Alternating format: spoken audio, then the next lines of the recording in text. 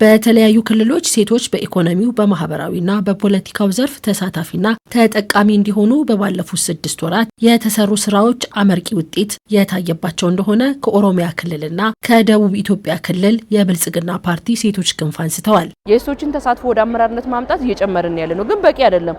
ጅማሪው ጋሪ ነው፣ ጥሩ ነው። ከዚህ በላይ መሄድ አለብን። ሌላ ደግሞ በኢኮኖሚካሊ ሴቶች ራሳቸው መቻል አለባቸው። በንግድ እንደዚሁ ደግሞ ፓርቲ ባስቀመጣቸው ኢኒሼቲቮች በሌማት ትሩፋት በጓሮ አትክልት እና የተለያዩ ስራዎች ንብ ማነብ በእኛ ክልል ተጨባጭ ሁኔታ የሐር ትሎችን በማርባት የሐር ምርት ግብአት ደግሞ ለዛ ኢንዱስትሪ በማቅረብ በርካታ ስራዎችን እየሰሩ ኢኮኖሚያዊ ተጠቃሚነታቸው እየጨመረ ነው ያለው። ብልጽግና ፓርቲ የሴቶች ክንፍ ምክር ቤት የ6 ወር ግምገማ አድርጓል። በ6 ወር የተሰሩ ስራዎች ላይ ሪፖርት የቀረበ ሲሆን በተለይም ሴቶች በኢኮኖሚው በማህበራዊና በፖለቲካው ተጠቃሚ ከማድረግ አኳያ በሀገር አቀፍ ደረጃ የተሰሩ ስራዎች ሴቶችን ወደፊት እንዲመጡ ያደረገ ነው። በተለይም ከኢኮኖሚ አኳያ የሴቶችን በቁጠባ በማስቆጠብ ወደ ኢኮኖሚ እንዲገቡ በማድረግ በሌማት ትሩፋት ስራ ሰፋ ያለ ኢኒሼቲቮችን ስንሰራ ነው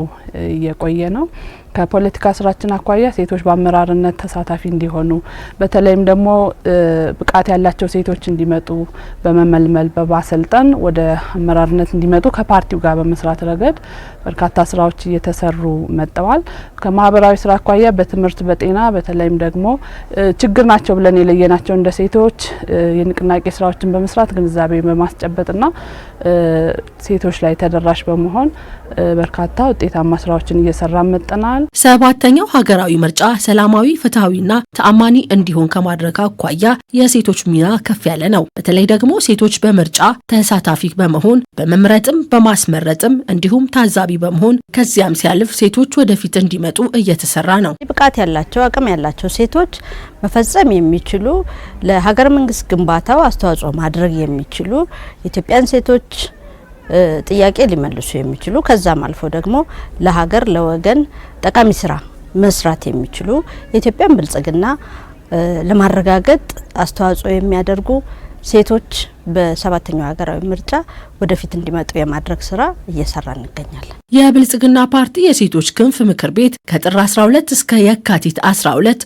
የአንድ ወር ንቅናቄ ለማድረግ ዝግጅት እያደረገ ይገኛል። በሴቶች ተሳትፎ የጸናች ኢትዮጵያ በሚል የሚደረገው ንቅናቄ ከ8 ሚሊዮን በላይ ሴቶች ይሳተፋሉ። በንቅናቄው የሚነሱ ችግሮችም እንዲቀረፉ ይሰራል።